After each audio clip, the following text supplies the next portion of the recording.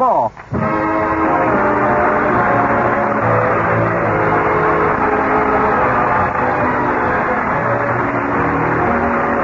Yes, it's the Gay Family series starring Lucille Ball with Richard Denning as Liz and George Cooper. Two people who live together and like it.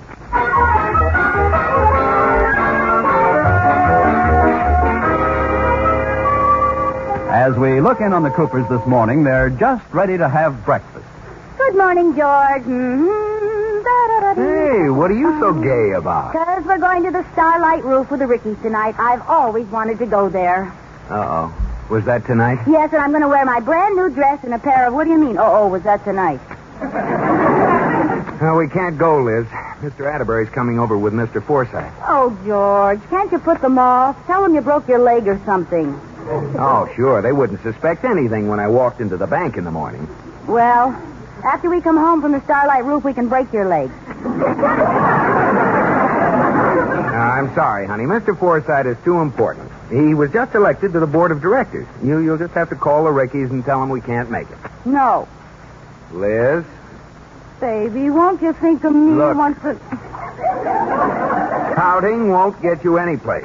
So just slide that lower lip back about a foot.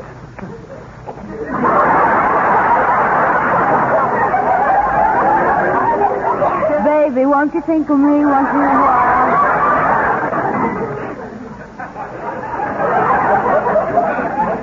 Now, why don't you think of me once in a while? You know, all business isn't done in offices, Liz.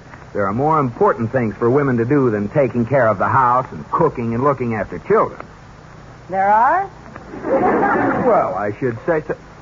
Hey, wait a minute. You have a maid to take care of the house, you don't know how to cook, and we don't have any children. Hey, what do you do all day anyway?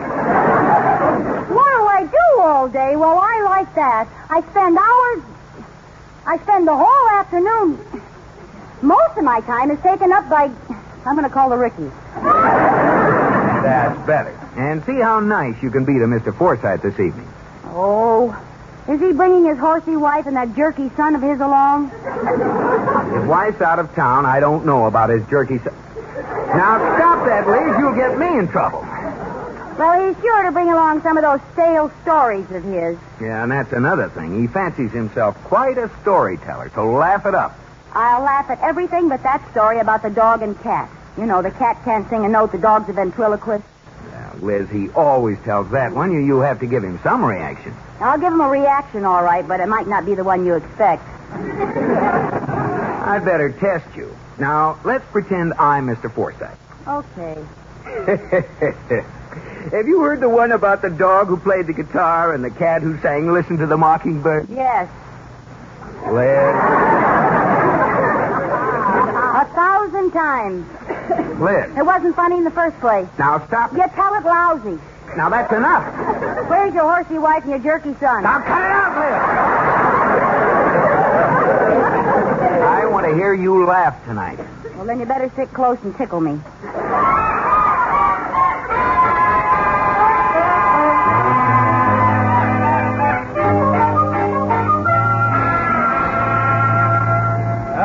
Good dinner, Liz, girl. Oh, yes, indeed. It's a wonderful dinner, Mrs. Cooper. It certainly was wonderful. Well, thank you, Mr. Forsythe. Yeah, well, hey, I just happened to think of a very funny story. Well, here we go. Oh, this one is a Jim Dandy. It's a real pipperoo. Say, have you heard the one about... No, I haven't heard that how one. does it go? But, No, really, we haven't heard it. Go ahead. But I haven't told you what it's about yet. It doesn't matter. They haven't heard it. They might have. Want to bet? Is it about the dog who played the guitar and the cat who sang? Yes. They haven't heard it. Go ahead. Well, it seems there was this dog. Oh, you see, and he played the guitar while a little cat sang, Listen to the Mockingbird. Yeah. You're sure you haven't heard this one? No, and I'm dying to see how it comes out. Oh, I can't stand it. Well, his booking agency took him down to a theater manager. He was amazed, and he said, "That's amazing. Now, here's where it gets really good." The agent said, "Look, before you hire them, I think there's something you ought to know." Something in my throat. Have a glass of water, please. Miss Cooper? Liz! Huh? Oh, that's very funny. The cat can't sing and know the dog's a ventriloquist. It's a funny idea, isn't it, George? Liz.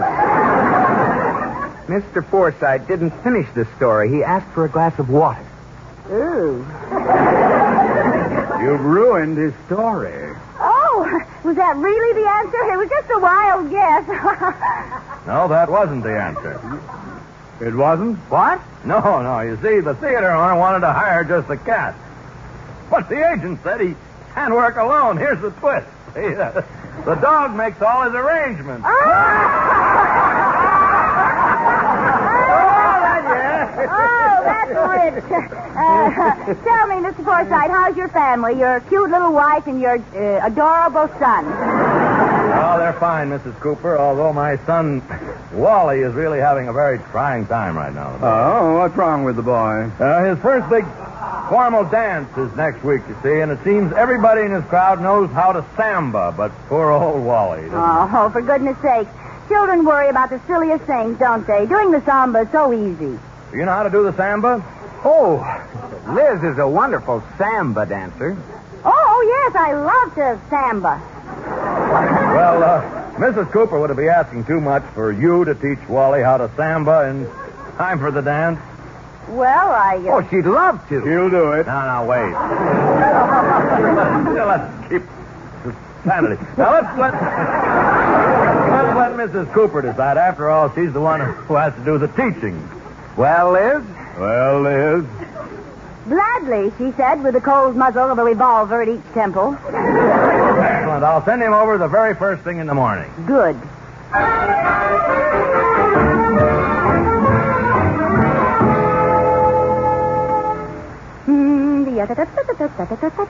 Mrs. Cooper, what are you doing dancing around the living room? Oh, haven't you heard, Katie? I'm opening up a dance studio. Huh? Yes, all you need is 6 lessons with Liz Lazonga.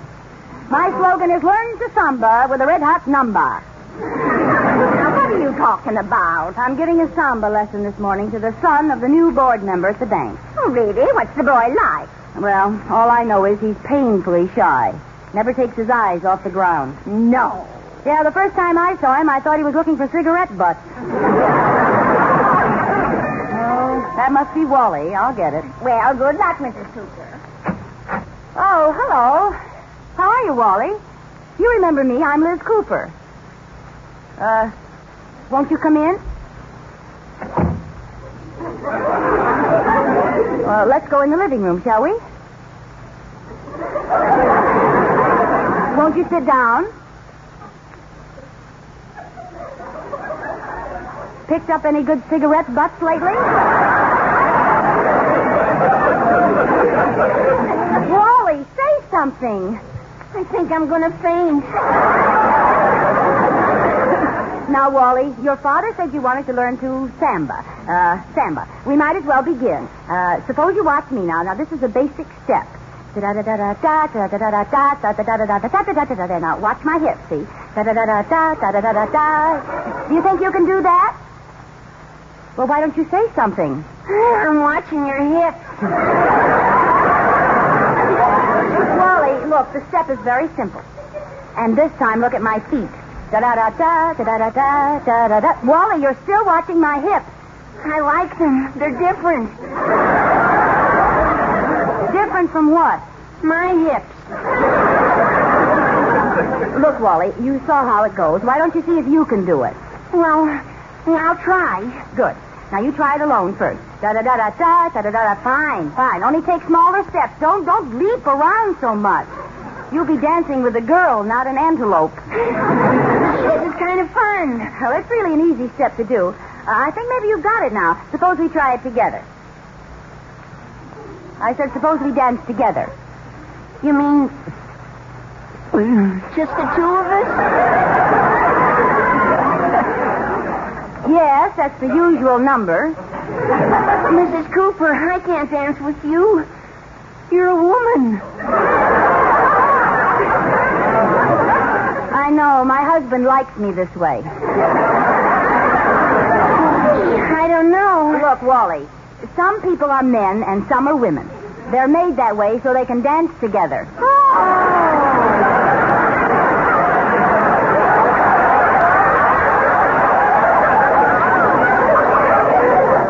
Really, it's very simple, Wally. Now let's try it. Okay. Hey,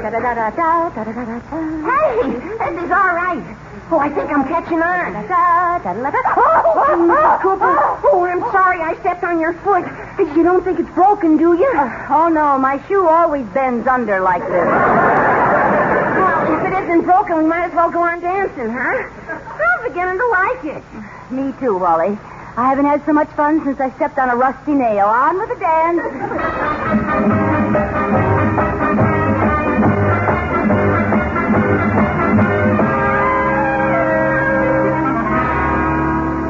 Hey, Liz! I'm here in the bedroom, George. How'd the lesson go, dear? Just peachy. Hey, what are you doing? Soaking these red blobs that used to be my feet. My legs look like a couple of thermometers. Then Wally isn't exactly Arthur Murray. George, Wally dances the Samba like a kangaroo with hot coals in its pouch.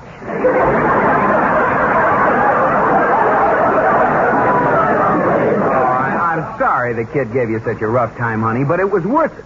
Mr. Forsythe came to my office this afternoon, gave me a cigar, and sat and talked for half an hour. He never done that before.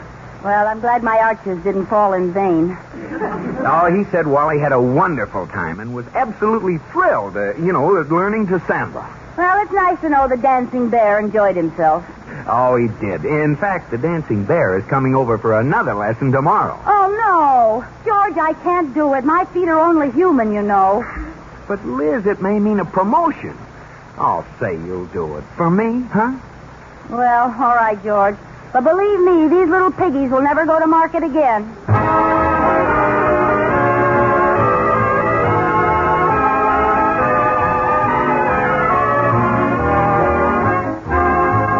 We find Liz in the unaccustomed role of dancing teacher. Right now, she's giving Wally Forsythe his second samba lesson. They're dancing not cheek to cheek, but shin to shin. Oh, well, Wally, that was fine. You've improved a lot. Gee, do you really think so, Mrs. Cooper? I certainly do. We've been dancing for 5 minutes. You've only stepped on my feet 6 times. It was real true to you to wear Mr. Cooper's old football shoes. Yeah, you don't get to my toes for 3 inches. Well, shall we try it once more? Mrs. Cooper, before we try dancing again, I'd like to ask your advice about something. Well, all right, Wally. Maybe we'd better sit down. And shall we sit here on the couch? Well, Oh, it's all right, Wally. I'll sit at one end and you can sit at the other. well, We could put a pillow between us to make it proper. well... I'll tell you what. I'll go upstairs and you call me on the downstairs phone. Oh, no, it's all right, Mrs. Cooper. So we'll sit on the couch. All right, now, Wally. What do you want advice about? Oh, I know it sounds awful silly, but I'm in love. You are, Wally? Yeah, with a girl. Well, you couldn't have made a better choice. You see, she doesn't know it yet, Mrs. Cooper, and I wanted to ask you, should I tell her or keep it to myself? Of course you should tell her, Wally. But you don't know how bashful I am, Mrs. Cooper. Even in school, when I want to leave the room, I don't hold up my hand. I climb out the window.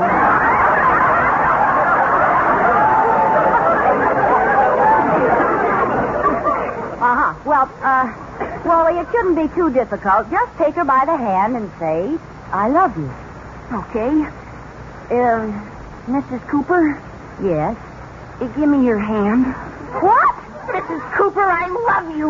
Wally, there must be some mistake. No mistake. I love you, Mrs. Cooper. Or, as I call you in my diary, Dreamboat. Wally, you wrote that in your diary? Yes, Mrs. Cooper. So when I got home last night, I crossed out nothing much happened today, and I wrote in, wow. Wally, you must mustn't say things like that. After all... Oh, I know you're older than I am and you're married, but, well, I just can't help the way I feel. Frankly, Mrs. Cooper, I think you're just real gone. Well, anyway, my feet are.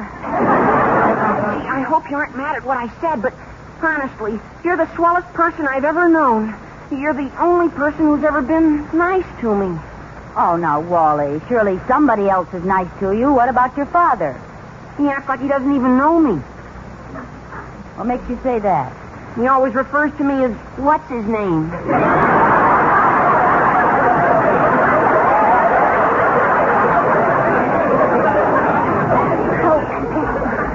Wally, I'm very flattered that you think you're in love with me, but you must remember I'm married to George. Gee, I forgot all about Mr. Cooper. Oh, you wouldn't mind leaving him, would you? I wouldn't mind. I thought not. Oh, he's so old. Oh, He must be way over 30. why, yes. Yes, that's right, Wally. George is old and kind of broken down, and he needs me. Need you? Yes, he needs me to keep fresh batteries in his hearing aid. And I'm the one he calls when his mush is too hot. He's too weak to blow it himself. Well, I should have known you'd be like this. Loyal to the end. But if this is farewell, then could I kiss you goodbye? Well, Just one little kiss on the hand? All right, Wally. What are we waiting for? Where can I park my gum? Well, don't bother parking it. We aren't going to be stopped that long. Okay. Oh, you see, my kiss makes you cry out with passion, doesn't it? No, your braces scratched me.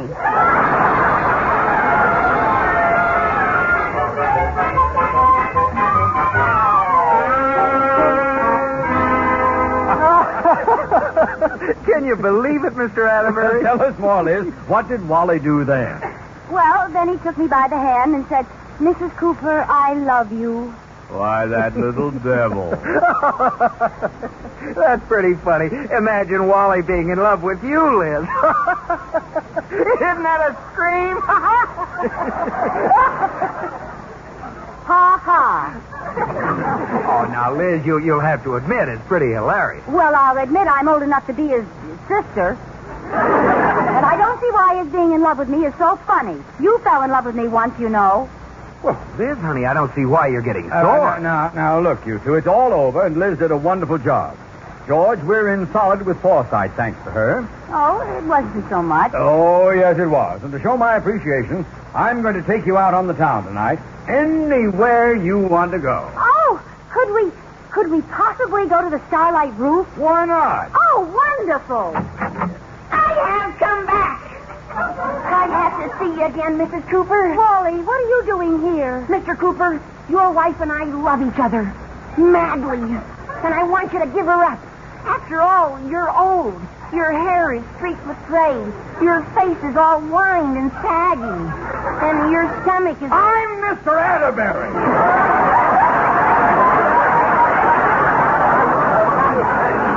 That's Mr. Cooper. Oh, I'm sorry.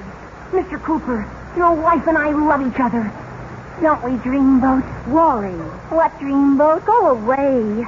No, stay here. Speak up. Blow your whistle, Dreamboat. George, Mr. Atterbury, please. I've decided to take you away, Mrs. Cooper. I can't leave you here, a nursemaid to an empty shell of an old man. Wally. Sometimes it's merciful to be cruel. Tell your husband what you said about him today.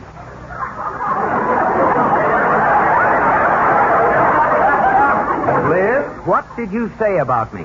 Well, Go ahead, don't be afraid. Tell him, Dreamboat. Wally Forsythe, don't call me Dreamboat. Anything you say, darling. And don't call me darling. Okay, I won't, dear. And don't call me dear. Try mother. Mr. Cooper, why don't you step out and let your wife find the happiness she deserves? After all, you're an older man. You're more like her father. The boy's right. Why don't you give her up, Dad? Liz, what did you tell this kid about me? Well, it's all very simple, George. I explained to Wally about your age and how you need me. Understand, George? I explained how you're getting on in years, and now, more than ever, you need me. It isn't fair to hold her. You can get somebody else to blow your mush.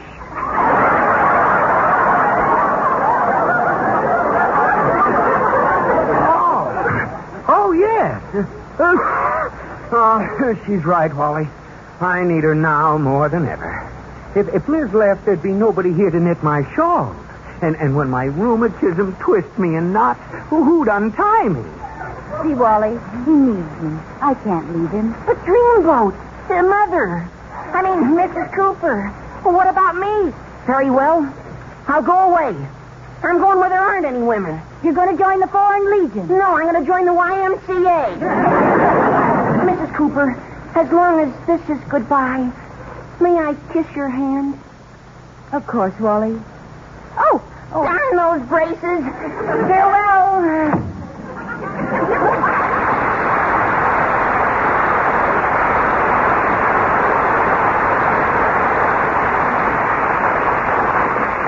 Oh, wasn't he sweet? George, why don't you ever kiss my hand? Well, I would, kiddo, but I'm too old to bend over. Never mind. Well, now that Liz's grimy amours are out of the way, shall we go to the Starlight Roof? Oh, yes, let's. I better get dressed. Oh, George, we're finally going to the Starlight Roof. I'll get it. Hello? Oh, hello. How are you, sir? Tonight? Well, Oh, yes. Yes, it'll be all right. I'll tell her. Goodbye. Who was that, George? Mr. Forsythe. He's on his way over here. What on earth for? Well, you did such a good job with Wally. Now, he wants to learn the Samba. Oh, no!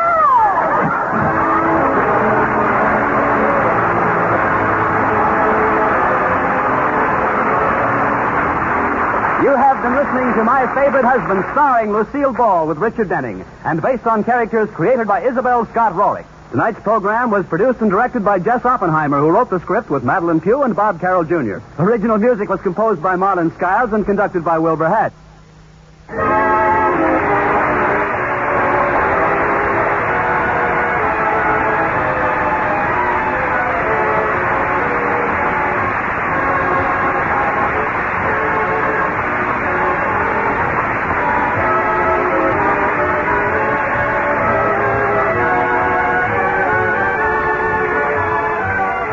My Favorite Husband has been presented through the worldwide facilities of the United States Armed Forces Radio and Television Service.